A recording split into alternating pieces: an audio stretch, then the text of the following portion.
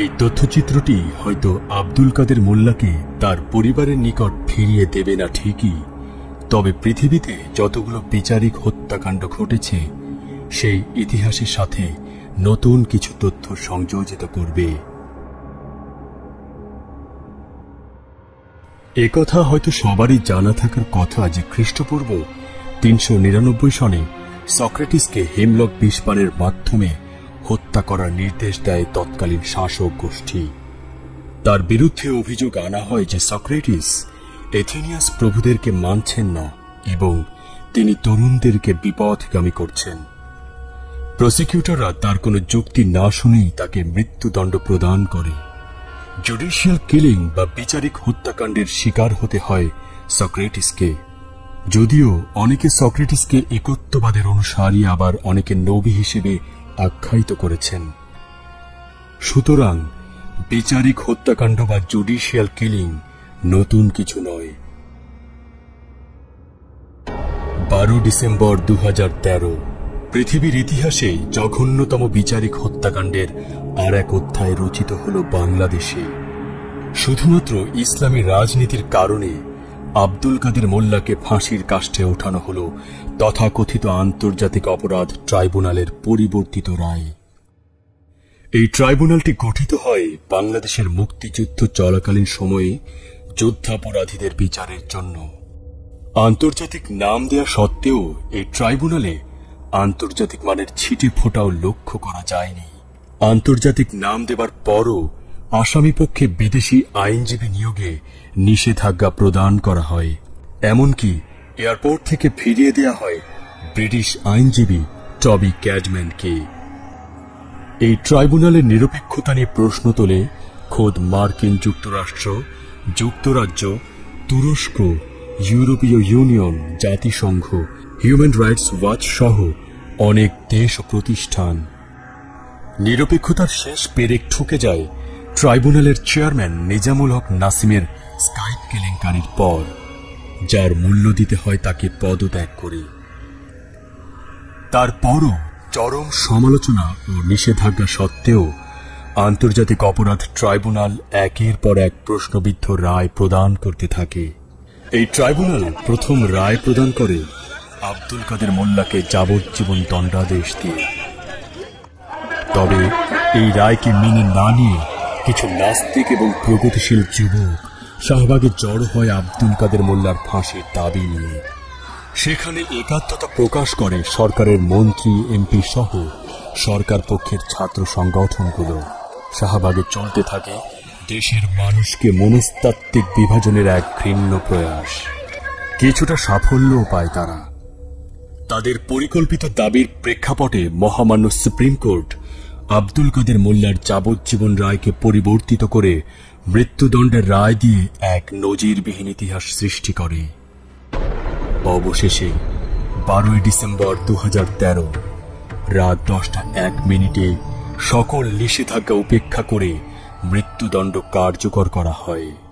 এর আগে সরকারকে এই রায় কার্যকর না করার আহ্বান জানানো হয় ইউরোপীয় ইউনিয়ন, জাতিসংঘ মানবাধিকার কমিশন, তুরস্ক, মার্কিন যুক্তরাষ্ট্র, হিউম্যান রাইটস ওয়াচের মতো বড় বড় জায়গা থেকে।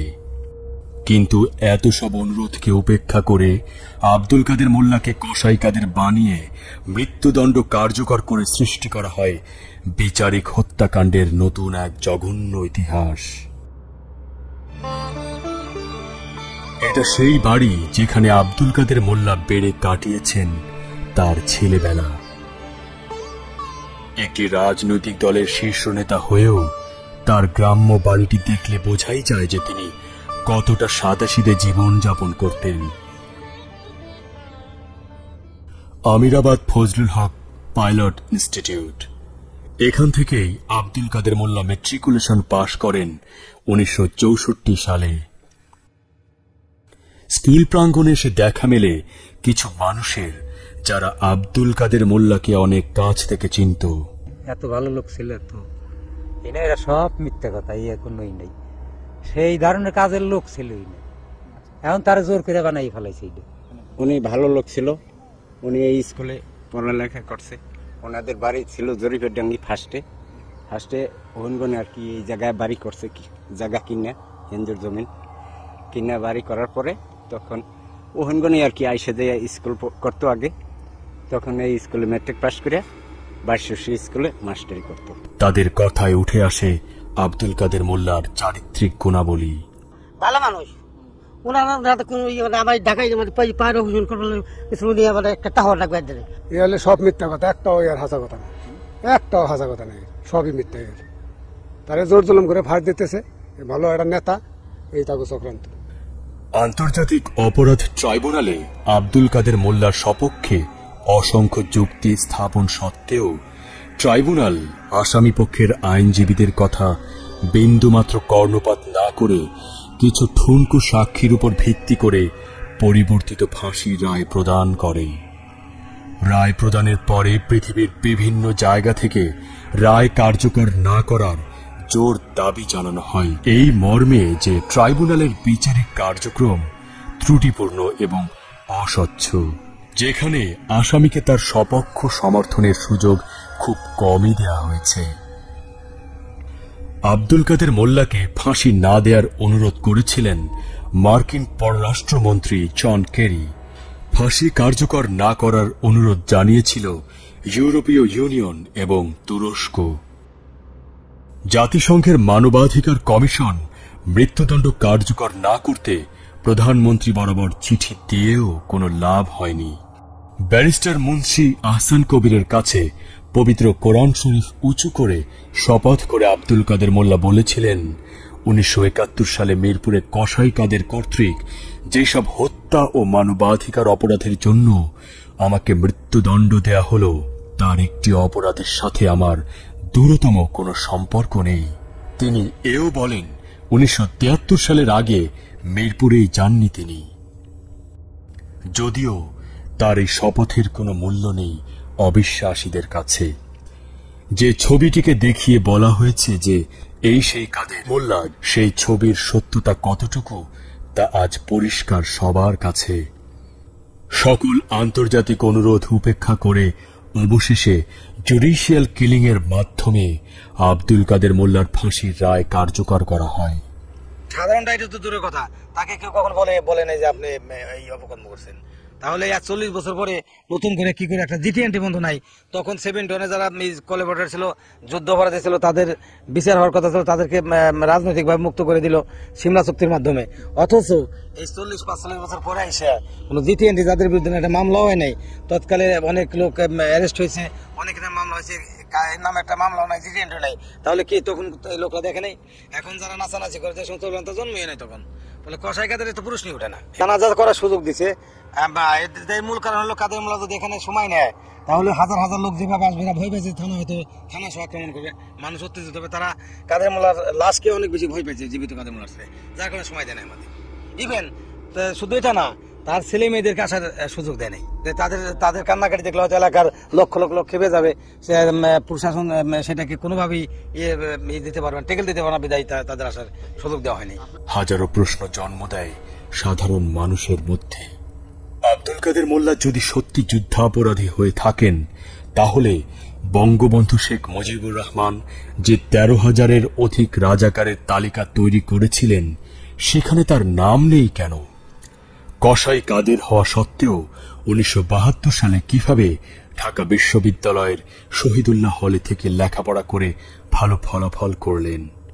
শেখ মুজিবুর রহমানের সময় কিভাবে 1974-75 সনে ঢাকা বিশ্ববিদ্যালয়ের এলাকার উদয়ন স্কুলের শিক্ষকতা করলেন? কিভাবে তিনি 1977 সালে বাংলাদেশ রাইফেল স্কুল অ্যান্ড কলেজে সিনিয়র শিক্ষক হিসেবে চাকরি করতে পারেন? কিভাবে 1982-1983 সালে ঢাকা সাংবাদিক ইউনিয়নের সভাপতি নির্বাচিত হলেন? এসব হাজারো প্রশ্নের কোনো সদুত্তর আশা করা যায় সরকার পক্ষের কেউই কোনোদিন দিতে পারবে না। যে একমাত্র সাক্ষীর জন্য তাকে মৃত্যুদণ্ডে দণ্ডিত করা হলো, সেই সাক্ষী 3 বারেই 3 রকম কথা বলেছে, এমনকি তাকে লোকচক্ষুর সামনে পর্যন্ত আনা হয়নি। যদিও এখন এত সব তথ্য উপাত্ত আব্দুল কাদের মোল্লাকে তার পরিবার ও শুভানুধ্যায়ীদের নিকট ফিরিয়ে দেবে না, তবে পৃথিবী শেষ অবধি এই ইতিহাস রয়ে যাবে যে আব্দুল কাদের মোল্লাকে মিথ্যা অপবাদ দিয়ে জুডিশিয়াল কিলিং করা হয়। মৃত্যুদণ্ড কার্যকরের পরে সারা বিশ্বে প্রতিবাদের ঝড় ওঠে। বিশ্বে প্রায় সব গণমাধ্যমই তাদের হেডলাইন্সে যুদ্ধাপরাধী কথাটা উল্লেখ করেনি। তারা বলেছে বাংলাদেশে ইসলামপন্থী নেতার মৃত্যুদণ্ড কার্যকর হয়েছে। বিবিসি তাদের শিরোনামে বলেছে যে বাংলাদেশে ইসলামপন্থী নেতাকে ফাঁসিতে ঝোলানো হয়েছে। আল জাজিরা তাদের শিরোনামে বলেছে বিরোধী নেতার মৃত্যুদণ্ড কার্যকর করেছে বাংলাদেশ। সিএনএন শিরোনাম করেছে যে জাতিসংঘের আপত্তি থাকা সত্ত্বেও ইসলামপন্থী নেতা আব্দুল কাদের মোল্লার মৃত্যুদণ্ড কার্যকর করেছে বাংলাদেশ। রয়টার্সের শিরোনাম ইসলামপন্থী বিরোধী দলীয় নেতার মৃত্যুদণ্ড কার্যকর করেছে বাংলাদেশ। অ্যামনেস্টি ইন্টারন্যাশনাল বলেছে কাদের মোল্লার ফাঁসি কার্যকর একটি লজ্জাজনক ঘটনা। তুরস্কের প্রেসিডেন্ট এরদোগান আব্দুল কাদের মোল্লার মৃত্যুদণ্ডকে একটি ঐতিহাসিক ভুল হিসেবে আখ্যায়িত করেছেন। পাকিস্তানের স্বরাষ্ট্রমন্ত্রী নিসার আলী খান বলেছেন আব্দুল কাদের মোল্লার ফাঁসি একটি বিচারিক হত্যাকাণ্ড। ব্রিটিশ আইনজীবী টবি ক্যাটম্যান বলেছেন সরকার কাদের মোল্লাকে বিচারের নামে খুন করেছে। তড়িঘড়ি করে মৃত্যুদণ্ড কার্যকরের পর সেই রাতেই আব্দুল কাদের মোল্লাকে কঠোর নিরাপত্তায় তার গ্রামের বাড়ি পাঠিয়ে দেয়া হয়। পরিবারের সদস্যদের উপর করা হয় অত্যন্ত খারাপ ব্যবহার।